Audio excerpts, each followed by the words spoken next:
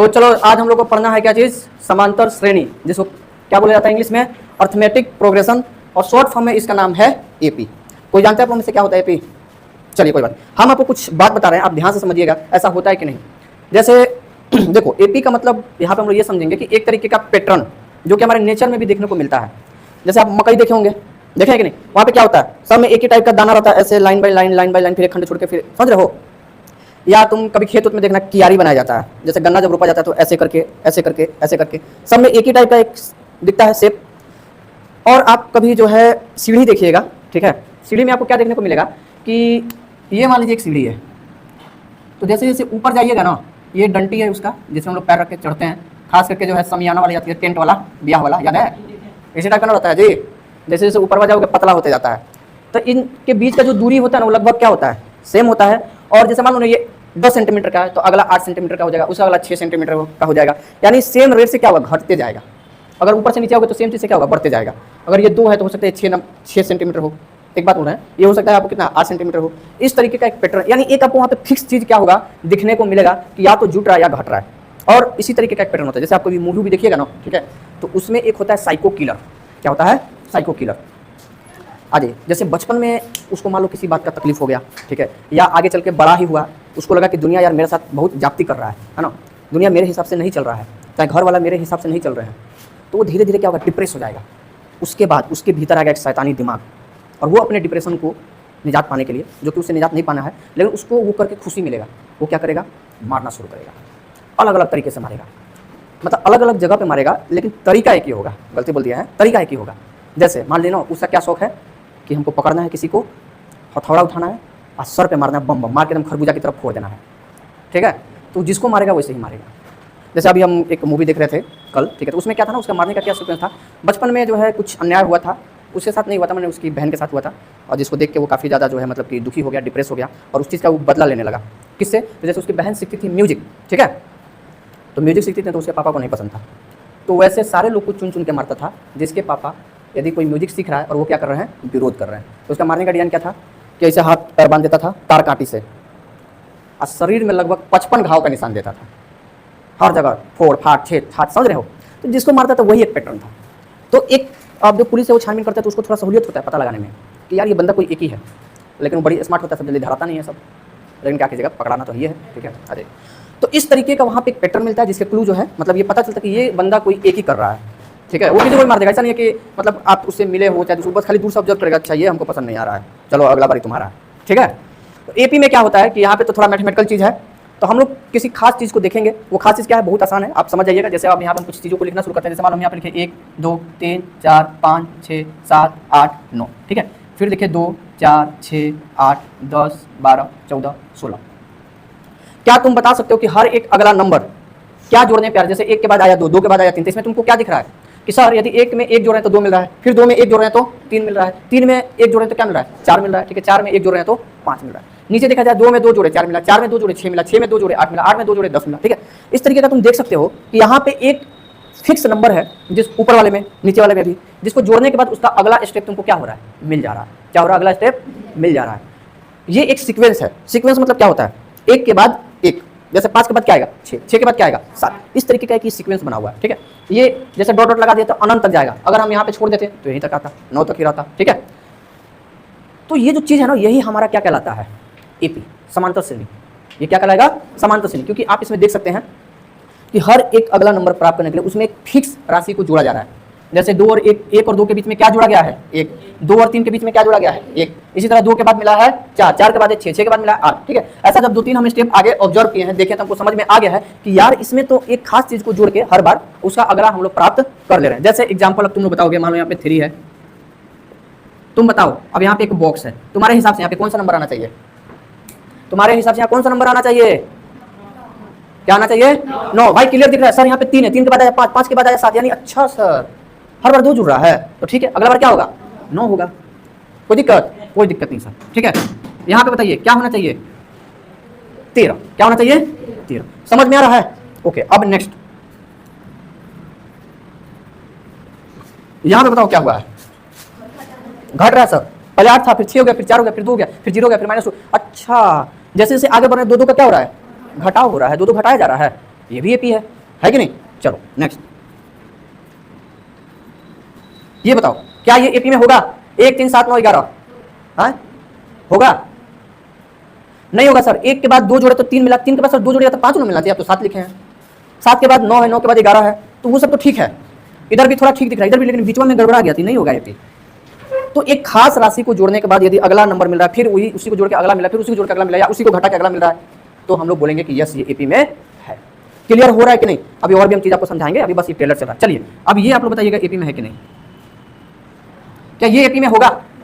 हाँ किसका किसका कहना है कि होगा, किसका किसका कहना है नहीं होगा? चलो हाथ उठाओ, अरे हाथ उठाओ। हम क्या कह रहे हैं कि जिनका जिनका कहना है कि एपी में होगा वो लोग हाथ उठाइए, और जिनका जिनका कहना है कि एपी में नहीं होगा वो लोग हाथ उठाइए। तो पहले वो लोग हाथ उठाइए जिनका जिनका कहना है कि एपी में होगा, जल्दी हाथ उठाइए। चलिए एक आदमी हाथ उठाया जो बोला एपी में होगा, और जो जो कह रहे हैं कि एपी में नहीं होगा वो लोग भी हाथ उठाइए। चलिए इतने लोगों का कहना है कि एपी में नहीं होगा, राइट, ओके ठीक है जी। तो अब इसका हम जवाब आपको देते हैं ये एपी में होगा या नहीं होगा। देखो 2 में यदि हम 0 जोड़ दें तो क्या मिलेगा? 2 ही मिलेगा। फिर 2 में 0 जोड़ दे क्या मिलेगा? 2 ही मिलेगा। फिर 2 में 0 जोड़ दे क्या मिलेगा? 2 ही मिलेगा। अच्छा एक काम करते हैं, 2 में से 0 घटा लेते हैं, क्या मिलेगा? 2 ही मिलेगा सर। 2 में से फिर 0 घटा लेते हैं, क्या मिलेगा? 2 ही मिलेगा। यानी सर यहाँ भी तो एक फिक्स चीज को जोड़ के या घटा के सेम चीज ही तो मिल रहा है, ये भी एपी में होगा। बात समझ आया? जरूरी नहीं है कि कुछ नया ही मिले, लेकिन कुछ बदलाव भी, पैटर्न सेम फॉलो हो रहा है कि नहीं। 0 को जोड़ के 0 को जोड़ के 0 को जोड़ के 0 को जोड़ के अगला का अगला अगला का अगला, समझ आया? ये भी आपका एपी में होगा। इतना क्लियर हुआ? ठीक है, समझ आया? अब समझो बात को, ये जो फिक्स चीज को जोड़ा या घटाया जा रहा है ना, इसका एक नाम है। इसका नाम पता है क्या है? Common difference. क्या नाम है? Common difference. हिंदी में बोलेंगे सार व अंतर। सार व अंतर यानी आप देख सकते हैं कि हर जगह सेम चीज ही है। जैसे यहाँ इन दो, ये जो 1 और 2 है इसके बीच में क्या है? एक ही तो जुड़ रहा है। 2 और 3 के बीच में क्या जुड़ रहा है? एक ही जुड़ रहा है। 3 और 4 के बीच में क्या जुड़ रहा है? एक ही जुड़ रहा है।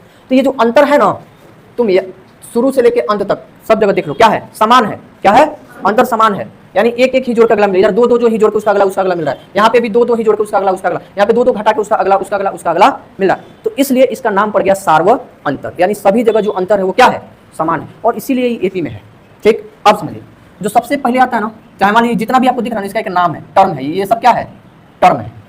जैसे ये पहले तो ये पहला टर्म, ये दूसरे नंबर पे तो ये दूसरा टर्म, तुम लोग भी बोलो। तीसरे नंबर पे तो, चौथे पे है तो, पांचवे पे है तो पांचवा टर्म। ठीक है, ऐसे करके यदि हम n तक चले गए, कहाँ चले गए? तो कौन सा टर्म उसको बोलेंगे? nवां टर्म। क्या बोलेंगे? nवां टर्म। समझ आया? तो जो पहले है वो प्रथम टर्म, इंग्लिश में बोलेंगे फर्स्ट टर्म। यानी अब हिंदी में क्या होगा?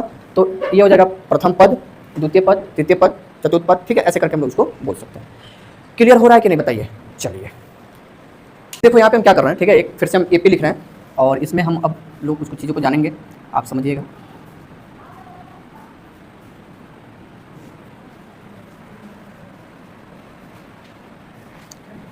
तो देखिए अब कुछ चीज़ों को हम समझते हैं। जैसे कि आपको यहाँ पे क्लियर हो गया होगा, क्या जोड़ के अगला मिल रहा है? 2 2 जोड़ के हमको अगला का पद, अगला पद, अगला पद, ऐसे करके हमको प्राप्त हो रहा है। ठीक है, तो जैसे जो पहले है ना, इसका नाम है प्रथम पद। ठीक है, जो कि कितना है? 1। इसको यदि इंग्लिश में लिखना होता है तो हम क्या लिखते हैं?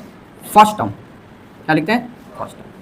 इनके बीच में जो डिफरेंस है, यानी 3 में से 1 घटाने पे भी 2 आ रहा है, 5 में से 3 घटाने पे भी 2 आ रहा है, 7 में से 5 घटाने पे भी कितना आ रहा है? 2 ही आ रहा है। ऐसे हम लोग ना जब क्वेश्चन देगा तो हम लोग चेक भी करेंगे कि एपी में है कि नहीं। क्वेश्चन दे देगा, बोलेगा चेक करके बताइए कि एपी में है कि नहीं। जैसे आपको 2-3 स्टेप करके देखना पड़ेगा। ठीक है, तो जो डिफरेंस दिख रहा है वो क्या है? सेम दिख रहा है। यानी ये है हमारा सार्व अंतर। सार्व अंतर जिसको हम लोग क्या बोलेंगे? डी, इसको हम लोग बोलते हैं। क्या बोलते हैं? डी। यानी यहाँ पे डी का मान कितना है? डी का मान कितना है? 2 है। कितना है? 2 है। ठीक है, उसके बाद सबसे लास्ट में तुमको क्या दिख रहा है? 17। यदि तुमसे कोई पूछ दे के बताइए इसका अंतिम पद कितना है? अंतिम पद कितना था? क्या बताइएगा? इसको इंग्लिश में बोलिएगा लास्ट टर्म। क्या बोलिएगा? लास्ट टर्म जो है 17। चलो यहाँ तक तो क्लियर हो गया। अभी खाली तुम समझो, है ना, किसको क्या बोलते हैं, क्या है क्या नहीं है। धीरे धीरे हम लोग सवाल पे भी आएंगे और सब कुछ अच्छे से क्लियर हो जाएगा। यदि हम आपसे इसमें पूछे कि बताइए इसमें कितने टर्म हैं, क्या पूछ रहे हैं? कितने टर्म? जैसे मान लो तुम्हारे घर पे सीढ़ी बना, क्या बना? छत पे चढ़ने के लिए सीढ़ी, है ना। मान लेते तुम्हारे घर पे ये सीढ़ी बना हुआ है, थोड़ा देर मान लो ये सीढ़ी है। अब हर सीढ़ी पे एक नंबर दिखा गया, जैसे यहाँ पे 3 5 7 8 नहीं 9 11 13 15 17 19। हर सीढ़ी पे क्या लिखा हुआ है? ये मान लेते हैं स्टेप 1 है। ये क्या है? स्टेप 1। अब हर जगह में स्टेप नहीं लिखेंगे, सिर्फ S1 S2 लिखेंगे। ठीक है, आप समझिएगा, बहुत अच्छे से इससे समझ में आ जाएगा आपको। S5 S6 S7 S8 S9। ठीक है भाई, चलो। तो यदि हम तुमसे पूछे कि बताओ कितना सीढ़ी है, तो कितना सीढ़ी है? 9 गो सीढ़ी है। चलिए उसी तरह से यहाँ पे पूछे कितना टर्म है, तो क्या करना, आपको इसको गिन लेना, 1 2 3 4 5 6 7 8 9। कितना टर्म है? 9 टर्म। अब यदि हम आपसे पूछे, ठीक है, देखिए आप पूछ रहे हैं कि बताइए 10वें टर्म पे कौन सा नंबर है, तो क्या इसमें 10 है? नहीं है, तो बातें खत्म। 5वें टर्म पे कौन सा नंबर है, यानी तुमको काम कर लेना 1 2 3 4 5। यही सवाल यदि हम यहाँ पे पूछे कि हमको तुम बताओ छठे सीढ़ी पे कौन सा नंबर बैठा हुआ है? 13, यानी स्टेप 6। समझ में आया? चलिए, तो ये सब भी आपसे सवाल में पूछा जाएगा कि बताइए इस टर्म पे कौन सा पद है या नहीं है। ठीक है, अब हम लोग एक चीज़ और देखते हैं और वहाँ के बाद हम लोग इतना काबिल हो जाएंगे कि क्वेश्चन हम लोग करना शुरू कर देंगे।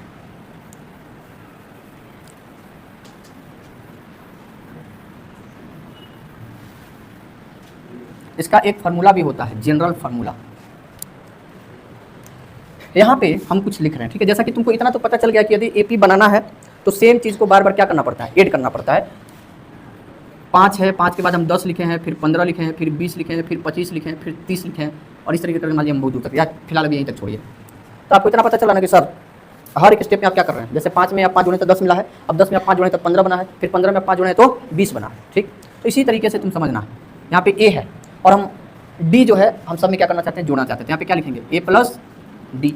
फिर उसका अगला चाहिए तो इसमें क्या जोड़ना पड़ेगा? जैसे देखो यहाँ पे 5 था तो 5 में 5 जोड़े हैं तो क्या मिला है? 10। ठीक है, फिर इस 10 में क्या जोड़े हैं? 5। तो यहाँ पे क्या है? ए है, ए में ए जोड़े हैं तो क्या बना है? ए प्लस डी। अब उसका अगला चाहिए तो क्या करना पड़ेगा? ए प्लस डी में डी जोड़ना पड़ेगा कि नहीं, बताओ, हाँ या ना? ओके, फिर उसका अगला चाहिए तो ए प्लस डी प्लस क्या जोड़ना पड़ेगा? डी। ठीक है, इसी तरीके से हमको उसका और अगला चाहिए तो a plus d plus d plus d plus d. Clear हो रहा है ना? तुम इससे मिला लो, जैसे यहाँ पे 15 है तो क्या जोड़ते हैं? 5 में 5 प्लस तब ना 15 था जी। अब 20 है तो क्या किया गया होगा? 5 में 5 प्लस 5, तब देखिए क्या बना? 20। अब इसको तुम चूंकि मैथ के स्टूडेंट हो तो क्या तुम इसको ऐसे ही रहने दोगे? नहीं, तुम बोलोगे सर इसको तो हम सिंप्लीफाई कर सकते हैं, इसमें तो खैर कोई बदलाव नहीं होगा। लेकिन यहाँ पे देखिए ए प्लस एक डी मिलकर कितना डी?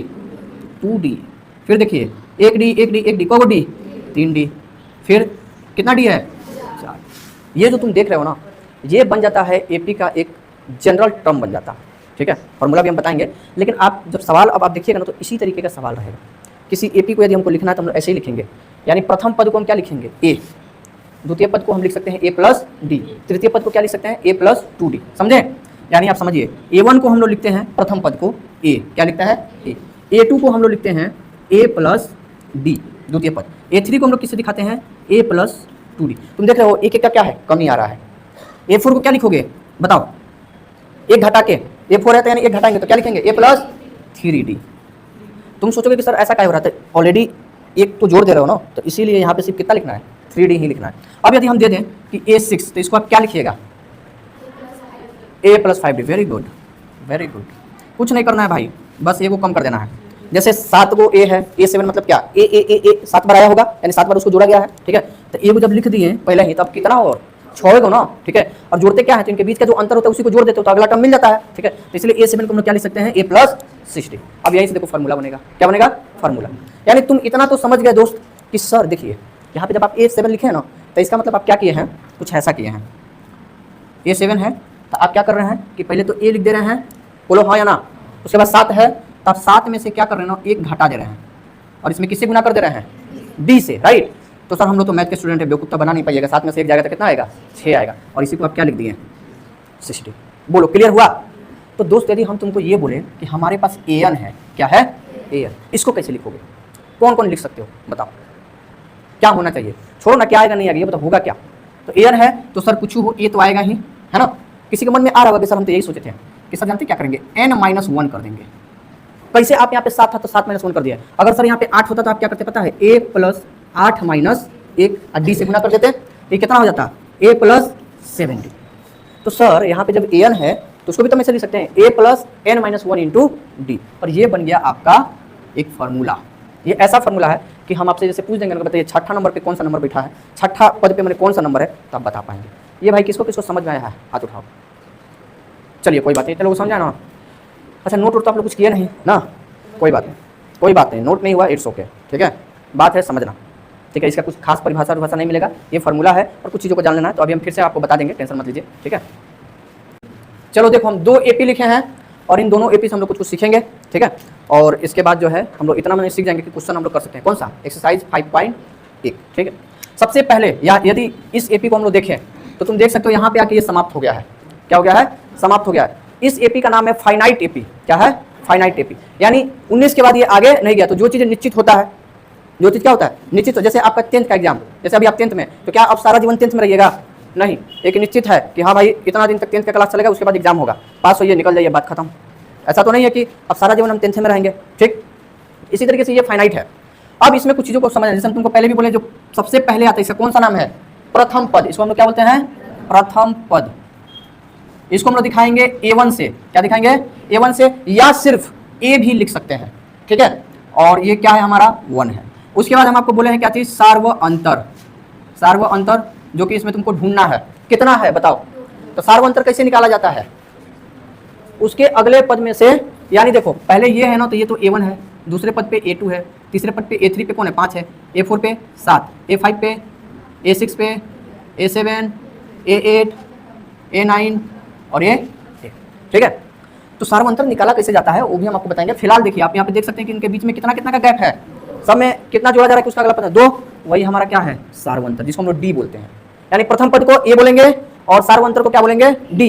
इंग्लिश में कॉमन डिफरेंस और हिंदी में सार्व अंतर। लास्ट टर्म है ना, अंतिम पद, ये सब आपको नोट कर लेना है। अंतिम पद जिसको एल से दिखाया जाता है वो कितना है? 19। क्या है ये? 19। समझ में आया? इतना आपको पहचानने आना चाहिए। अगर इस एपी को देखें तो ऐसे ही रहेगा। प्रथम पद यानी A1, ए यहाँ पे हो जाएगा 0, यहाँ पे ए क्या हो जाएगा? 0। डी कितना होगा? 2 ही है। लेकिन यहाँ पे एल जानते हो क्या होगा? एन होगा। क्या होगा? डॉट डॉट क्या ना, यानी एन। एन मतलब क्या? अनंत, इनफाइनाइट। तो इसका अंतिम पद वह पता नहीं है। जैसे हम अगर मान लो कि तुमसे पूछ दे कि बताओ भाई यहाँ से कितना दूर आसमान है, कौन था है कि नहीं, ठीक है। जो चीज़ हम देख सकते हैं, नाप सकते हैं, उसी को हम बताएंगे। जैसे अब यहाँ से हम पूछे तुमको कि बताओ गोल चौक कितना दूर है, तो तुम ये बता सकते हो कि सर होगा मोटा मोटी 600 मीटर के आसपास, 500 मीटर के आसपास। एक निश्चित है। क्या ये तो नहीं बोलिएगा कि सर 500 किलोमीटर है, ऐसा बोलिएगा। 500 किलोमीटर भी बोल दीजिएगा तो क्या सिर्फ आपका बोलना गलत होगा, लेकिन वहाँ तक तो आदमी जा ही सकता है। लेकिन जिस चीज़ तक आप जा ही नहीं सकते, जो अनंत है, जिसका आप ना ऊंचाई बता सकते हैं, ना दूरी बता सकते हैं, ठीक है, तो उसमें हम लोग क्या लगा लेते हैं? उसको इनफाइनाइट बोलते हैं। तो इस तरीके से ये कहाँ तक गया है? 16 तक तो दिख रहा है, उसके बाद कहाँ तक गया पता नहीं। ऊपर में देखे आसमान में कि जहाज जा रहा था, दिख रहा जा गायब। तो क्या जहाज जादू से गायब हो गया? नहीं, उतना दूर चला गया कि आपको दिखाई नहीं दे रहा है। इसी तरीके से ये 16 तक भले दिखाई दे रहा है, इसके बाद नहीं है, तो क्या इसके आगे नंबर नहीं है? नंबर है, लेकिन अनंत तक जा रहा है, ठीक है ना। तो इसीलिए उस चीज़ को किससे दिखा दिया जाएगा? एल से। तो एपी में ये भी आएगा। तो क्या आपको क्लियर हो गया? अब देखिए ये सब जो चीज़ें, सबको लिखने का एक तरीका होता है। जैसे हम पहले भी बोले हैं, A1 को A लिखिएगा, A2 को लिखिएगा A+D, A3 को लिखिएगा A+2D और A4 को क्या लिखिएगा? A+3D। और इसी तरीके से AN यदि आ गया तो इसको हम लोग लिखेंगे A+n-1 × D। हालांकि इसका उपयोग हमारा एक्सरसाइज 5.2 में होगा, लेकिन हम अभी थोड़ा सा आपको एक झलक दिखा दिए हैं। ओके, क्लियर हो गया। अब हम लोग एक चीज़ और सीख लेते हैं कि सर यदि मान लीजिए कि कोई इस तरीके से टर्म लिखा गया, और ये सब क्या है? एक अपने आप में टर्म है। ये सब क्या है? अपने आप में एक टर्म है, ठीक है। ये पहला टर्म, दूसरा टर्म, तीसरा टर्म, ऐसे करके। तो हम ये बोल रहे हैं कि मान लो इसी तरीके से कोई टर्म दे दिया और हमको पता करना है कि सर ये एपी में है या नहीं है। तो देखो कैसे पता करेंगे ना, देखना सब ध्यान से। कैसे देखोगे? बोलो। हाँ, समझदार है तू लोग। अब जैसे देखिए कोई बच्चा होगा, ठीक है, देखेगा अच्छा 3 के बाद 6, 6 के बाद 9 है, तो बोलेगा हाँ एपी में है। क्या बोलेगा वो? फट से बोलेगा एपी में है, क्योंकि वो क्या देखा कि 3 में 3 जोड़े तो 6 आया, 6 में 3 जोड़े तो 9 आया। तो सर तो बोले थे कि यदि एक निश्चित नंबर जोड़ने के बाद अगला पद मिल रहा है तो एपी में है। लेकिन तुमको हड़बड़ाना बिल्कुल नहीं है। क्या ये एपी में है? नहीं है सर। यहाँ और यहाँ और यहाँ, यानी 9 तक देखने पे तो ऐसा लगा कि एपी में है, लेकिन जैसे ही एक स्टेप और आगे बढ़े, यानी पहला, दूसरा, तीसरा, चौथा पद पे जैसे गए हैं, तो देख के पता चला कि जा इस सूरा एपी में नहीं है। लेकिन हड़बड़ी में तुम क्या करते? गड़बड़ी करके चले आते। तो सवाल तुमको देगा ऐसा, और दिया भी है, पूछेगा कि बताइए एपी में है कि नहीं। तो इसको कैसे बनाना है? तो सबसे पहले मैं आपको बताएं, ये पहले तो इसको मान लीजिएगा A1, ये दूसरे नंबर पे है, ये दूसरा A2 यानी दूसरा पद, A3 यानी तीसरा पद, A4 यानी, अरे बोलो यार, आवाज नहीं निकल रहा है तुम लोग का, समझे? अब क्या लिखिएगा? तो हमको ये पता करना है कि क्या शब्द कम से कम 3 स्टेप तक आपको चेक करना है। यदि 3 स्टेप तक सब में सार्व अंतर क्या आ गया? सेम आ गया, तो आप समझिए कि ये एपी में है। जैसे तो वो कैसे पता किया जाता है? कॉमन डिफरेंस निकाला कैसे जाता है वो हम लोग सीख रहे हैं। अगले वाले टर्म में से पिछले वाले को माइनस करो, यानी A2 माइनस कर देना A1। तो A2 का मान कितना है? 6 है। A1 का मान कितना है? 3 है। तो कितना आ गया? 3। फिर देखिए A3 में से A2 माइनस कीजिए, ठीक है, A3 में से A2 माइनस कीजिए। A3 का मान कितना है बताइए? 9 है। और A2 का मान कितना है? 6 है तो 9 में से 6 हो जाएगा, कितना आएगा 3। अभी भी हम लोग खुश हो रहे हैं, लग रहा है कि यस एपी में आ रहा है। एक स्टेप और, यदि यहाँ भी 3 आ गया समझ जाइए वो एपी में होना ही है। A4 minus A3। अब बताओ दोस्त, A4 का मान कितना है 15 और A3 का मान कितना है 9, तो 15 में से 9 घटाओगे कितना आएगा 6। क्या ये एपी में है? ये एपी में नहीं है। क्यों एपी में नहीं है? क्यों एपी में नहीं है? सवाल आना चाहिए दिमाग में कि सर एपी में क्यों नहीं है। जिसको सवाल करने आ गया ना वो धीरे धीरे तेज हो जाएगा, और उसके लिए आपको दिमाग को क्या करना पड़ेगा, खुला रखना पड़ेगा। दिमाग को क्या रखना पड़ेगा, खुला, है ना। तो दिमाग को ओपन कीजिए, बताइए क्यों एपी में नहीं है। सारवंतर समान नहीं है सर, सारवंतर कहाँ समान है? यहाँ 3 है, यहाँ 3 है, 6 है। आप तो बोले कि जो एपी में होता है उसका हर जगह सारवंतर समान होता है, ठीक है। आप कभी क्रॉस चेक करके देखे हैं? यहाँ देखिए 11 में से 9 घटाइए कितना रहा है 2, 13 में से 11 घटाइए कितना आएगा 2, 15 में से 13 घटाइए कितना आएगा। ऐसा थोड़ी है कि 3 में से घटा रहे 2 आ रहा है, 5 में से 3 घटा रहे 2 आ रहा है और उसके बाद कुछ और आ रहा है फिर भी एपी में नहीं। तुम किसी को भी कहीं भी घटा के देख लो, जस्ट पिछले वाले में से जस्ट अगले वाले पद में से घटाओ, हर जगह सेम चीज तुमको देखने को मिलेगा कि एक ही ऐसा कोई चीज है जिसको जोड़ जोड़ के या घटा के उसका अगला पद हमको मिल रहा है। लेकिन यहाँ पे वही तो गड़बड़ हुआ है। यहाँ तक ठीक था, उसके बाद सीधे 6 आ गया। समझ में आ गया? चलिए ये नोट कीजिए।